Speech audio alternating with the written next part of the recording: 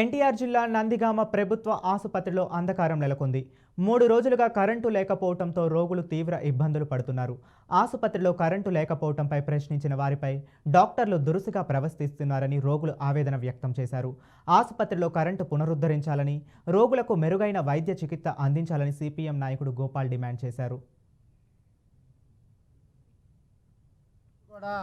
Current లేక రోగులు చాలా ఇబ్బంది పడతా ఉన్నారు. అయినా సరే ఇక్కడ ఉన్నటువంటి సూపరింటెండెంట్ గారు కానీ డాక్టర్ గారు కానీ ఇక్కడ ఉన్న అధికారులు ఎవరు కూడా దాని గురించి మాత్రం పట్టించుకోని పరిస్థితి కనపడతా ఉంది.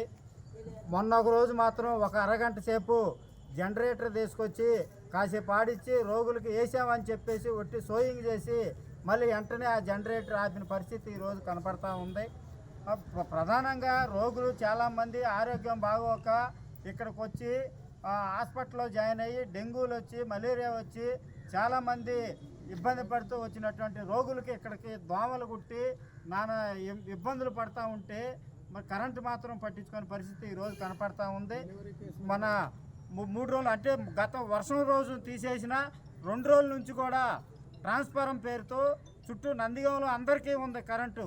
కానీ ఇక్కడ ట్రాన్స్ఫారం పేలిందని చెప్పేసి ట్రాన్స్ఫారం సరిగా లేదని ఏదో మరమ్మతులు కొత్త ట్రాన్స్ఫారం తీసుకురాకుండా పాత ట్రాన్స్ఫారం ఒకటి తీసుకొచ్చి మొన్న ఒకటి తీసుకొచ్చారు, నిన్న ఒకటి తీసుకొచ్చారు, ఈరోజు ఒకటి తీసుకొచ్చారు. అది పెట్టడం వెంటనే పేలిపోవటం అంటే సరైన ట్రాన్స్ఫారం తీసుకురాకుండా ఈరోజు హాస్పిటల్ మొత్తం ఆఖరికి డాక్టర్ గారు కూడా లైట్ వేసుకొని వైద్యం చేసే పరిస్థితి కనపడుతుంది.